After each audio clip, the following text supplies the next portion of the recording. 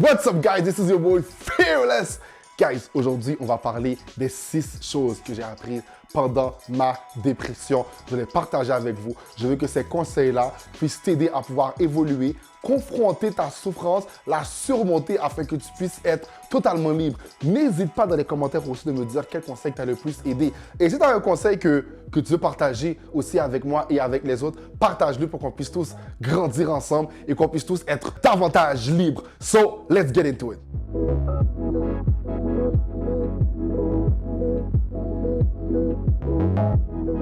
Alors moi, ce que je te conseille premièrement, prends soin de toi. Prends le temps de pouvoir juste sortir avec toi-même. Prends le temps de juste pouvoir passer une date avec toi-même. Prends le temps de te connaître. On doit passer du temps avec nous. Et vous savez, quelque chose que j'ai réalisé qu'on fait beaucoup. Premièrement, lorsqu'on va nous complimenter, « Waouh, t'es beau, t'es belle. Ah, ben, ça dépend des journées. Ah, tu trouves aujourd'hui? Ah ouais?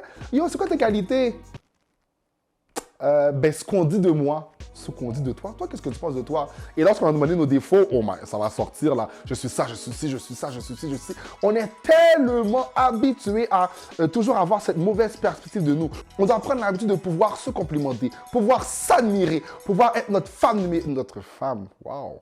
notre fan numéro 1. Alors moi, ce que je te conseille, prends soin de toi en premier. You matter first. Deuxième conseil. Nous avons tous besoin d'aide. Si tu ne t'es pas encore inscrit à la chaîne Les Mon Désir, je sais pas qu'est-ce que t'attends. J'en ai déjà parlé et je t'aide à parler pour ceux qui ne sont pas encore inscrits. Ils ont fait une vidéo vraiment intéressante qui s'appelle « Pourquoi nous voyons une thérapeute ». Et vous savez, souvent on voit un psychologue, un psychothérapeute, une thérapeute comme étant un signe que nous sommes faibles, comme étant, c'est comme si, oh mon Dieu, je vais voir une thérapeute, une psychologue, une psychothérapie, c'est un signe de faiblesse, je devrais être capable moi-même. Guys, arrêtez-moi avec ce mensonge, ce déchet-là. C'est une mauvaise façon de penser. Nous avons tous besoin d'aide.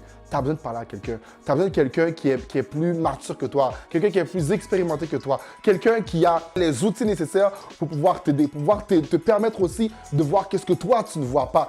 On pense trop que nous sommes capables de pouvoir suffire à notre propre détresse. Non, nous avons tous besoin d'aide. Nous avons tous besoin de parler à quelqu'un. Je ne dis pas qu'il aller voir, je ne dis pas comment le faire, mais je te dis que tu as besoin de le faire.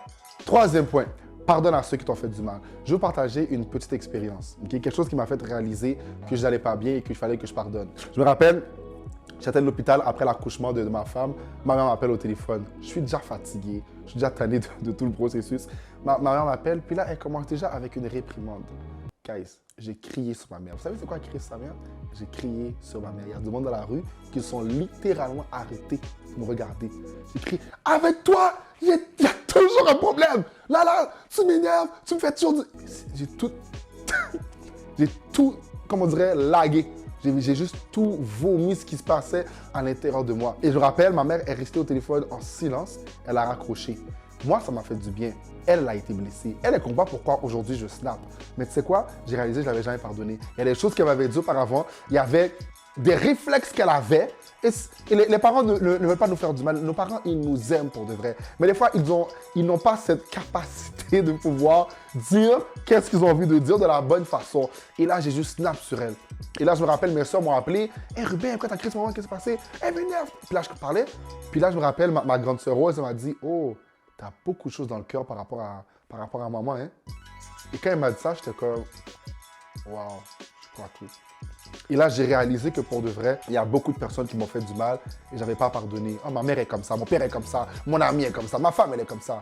Oublie ce vocabulaire-là. Non.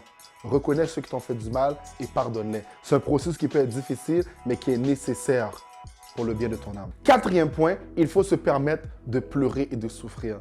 Pour de vrai, arrête de tout retenir à l'intérieur de toi. Arrête-moi ça.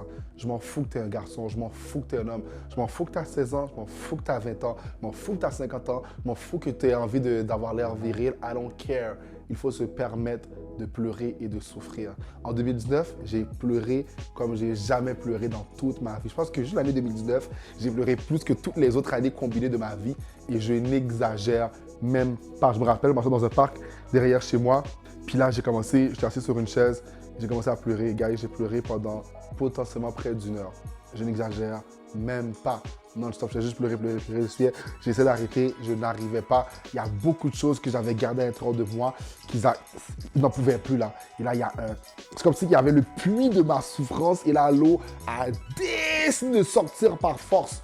Je ne vais pas me retenir. Je ne vais pas me retenir. Guys, tu as le droit de pleurer. Tu as le droit de souffrir. C'est ton droit. C'est normal. Il n'y a rien d'anormal. Tu es un être humain. Il faut que tu te rappelles de cela. Tu n'es pas un super homme, tu n'es pas une super femme. Nous sommes des êtres humains. Nous allons souffrir. Nous sommes proches de la souffrance.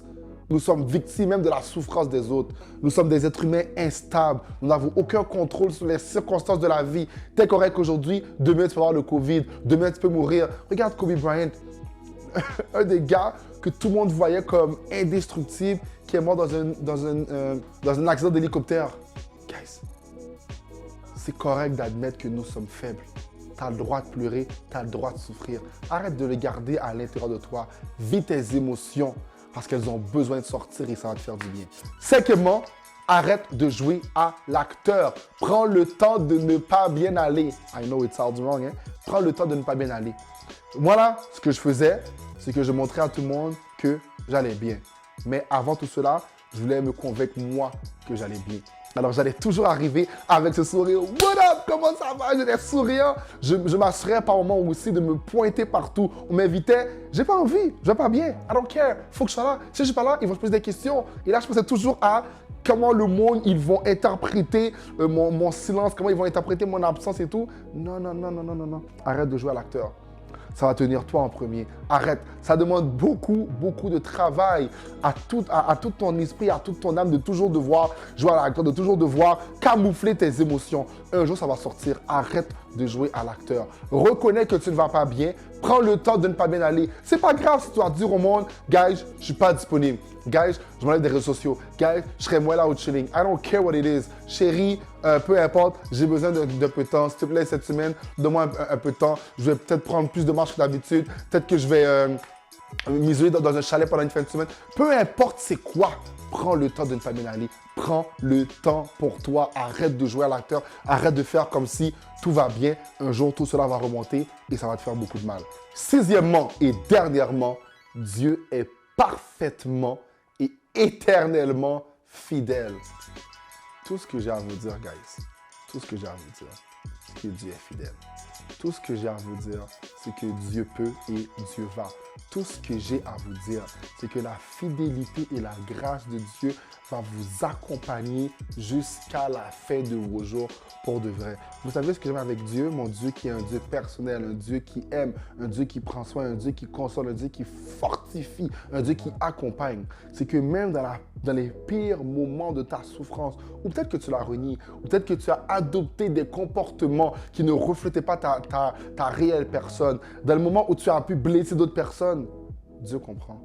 Dieu est patient, Dieu pardonne, Dieu console, Dieu restaure. Vous savez, je vais vous dire quelque chose. De janvier 2019 jusqu'à novembre 2019, je ne sais même pas si je peux vous dire que j'ai passé un temps dans la prière, moi tout seul. Tellement que j'avais fini avec tout le monde. Et vous savez quoi? Quand je suis retourné en novembre 2019, c'est vraiment là que j'ai commencé à mieux aller, grâce à Dieu. Et je me rappelle, je suis retourné dans la prière. La première chose que j'ai dit à Dieu, j'ai dit, Seigneur, je ne sais même pas si tu te rappelles de mon nom. Tellement ça fait longtemps qu'on s'en parlait. Mais vous savez ce que j'aime avec Dieu? Il va t'envahir d'une paix que tu ne peux pas comprendre. Et la paix qui surpasse toute intelligence gardera vos cœurs et pensées en Jésus-Christ. Ça m'a fait du bien. Dieu, il est éternellement et parfaitement fidèle. Dans tes souffrances, Dieu comprend. Oui, mais si je souffre, Dieu, il est où? N'oublie pas, tu es un être humain imparfait dans un monde imparfait, souffrant de circonstances imparfaites et difficiles à surmonter. La bonne nouvelle, c'est que tu n'es pas seul, c'est que Dieu est là. Même si tout le monde risque de ne pas te comprendre, de te juger par ce que tu fais, pas grave. Dieu, lui, il comprend. Et c'est pour ça qu'il m'a accompagné, qu'il m'a accueilli, qu'il m'a recueilli, qu'il m'a pris dans ses bras pour pouvoir juste me consoler, me rappeler qu'il était encore mon Dieu et me donner toute la force que j'ai besoin pour pouvoir avancer aujourd'hui. So guys, c'était les 6 conseils que j'avais pour vous. À tous ceux qui souffrent, pour de vrai là, ce n'est pas la fin. La souffrance, elle n'est pas permanente. Elle a une date d'expiration. Je sais que c'est très cliché comme phrase, mais c'est vrai aussi, elle n'est pas permanente. Ta souffrance, elle va arrêter. À toi de décider quand. Relève-toi dès maintenant. You got this! Prends soin de toi. Be fearless. On se revoit.